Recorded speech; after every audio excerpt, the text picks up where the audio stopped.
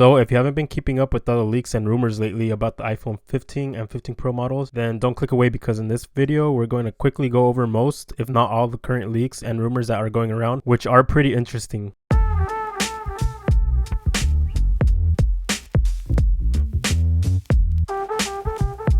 What's up, Reboot here. Hope everyone is doing good. So I'm going to break this video up into 4 different sections, which are design, performance, display, and camera. So let's go ahead and get right into it and start off with design. Keep in mind, these are just leaks and rumors, so some of them may not be 100% true, but from previous leaks and rumors of the past iPhone models, I would say some have been very accurate. Alright, so going into our Photos app right here, our first image, which I'm pretty sure most, if not all of you, have already seen, by Unknowns21. We can see that this is a charging port with, of course, USB Type-C. So it's actually pretty exciting to see Apple no longer using the Lightning port due to legal reasons. Here we do have another image of the USB Type-C charging port of the new iPhone 15, although this one isn't as clear as the other one. Towards the end of the year last year, some were speculating that Apple could get rid of the charging port altogether, but that doesn't seem likely anymore. Next up, going to the previous image, we can see what looks like a titanium chassis that has also been rumored, as well as more smooth and rounded off edges compared to those on the iPhone 12 through 14, which had the flat edges. It has been said that the titanium chassis will be exclusive to the Pro models, although this may not be 100% true due to other reasons that I will talk about later in the video. Another change also worth noting is that we may no longer have actual buttons for the power and volume. They may change to solid state buttons, similar to what Apple did to the home button on the iPhone 7. Rumors also suggest that Apple will be implementing 2 new Taptic engines to support this change, which makes me curious to see the internal design and how these will work.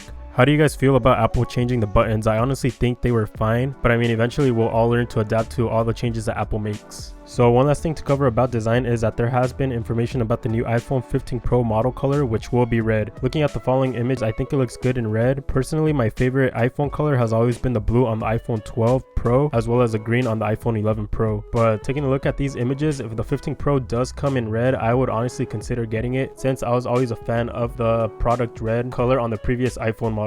2 new colors have also been rumored for the base model iPhone 15, which can be seen here, and that is the pink and the blue color.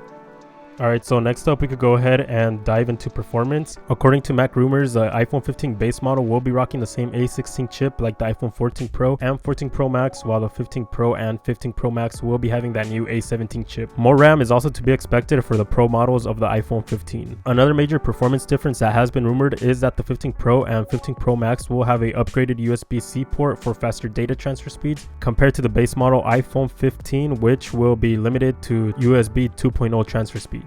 Next, let's talk about the display. So like always, Apple claims the display does get a little better every year. Taking a look at the following image by Unknowns21, we will be seeing what is said to be a thinner bezel on the 15 Pro and 15 Pro Max, with the 15 Pro display coming in at 6.1 inches, while the 15 Pro Max display will be 6.7 inches. It's also been said that the dynamic island will now also be coming to the base model iPhone 15, which was exclusive last year to only the Pro series of the iPhone 14. Last but certainly not least, we have the camera. And like always, it is set to be bigger, which is not a surprise. It's funny how everyone mocks Apple for this, but when they're snapping those 42 megapixel pictures and recording in 4K, no one complains. So taking a look at the following image, we could see the iPhone 15 Pro camera bump compared to what I believe is the 13 Pro, and over here we got the 11. So that's a pretty significant change in the size of that bump. I'm pretty sure the camera quality is going to be really good, and I'm excited to try that out. Also, according to 9to5Mac and Twitter user Ming Chiku, we are also expected to see a new periscope camera that will be exclusive only to the 15 Pro Max. This will allow for 6x zoom compared to the 3x zoom that we normally get. One last thing to mention before we end the video is that there has been rumors of Apple working on a higher end iPhone, which from what I've gathered will be the iPhone 15 Ultra, but the release date is still unknown. Some rumors also suggest that the titanium chassis will be exclusive to the iPhone Ultra model only and not the Pro model. Alright, well that wraps up the video. What are your thoughts and comments so far about the iPhone 15 lineup? Are you guys excited for the release of the iPhone 15 and 15 Pro? I'm actually pretty excited for it, I'm not gonna lie. I'm still using the 11 Pro Max. I was planning on upgrading to the 14 Pro Max, but I decided to wait for the 15 mainly because of the USB change that was being rumored back then when the 14 Pro came out. Like always, don't forget to like and subscribe to the channel to stay up to date with future videos. Thanks for watching. See you in the next one.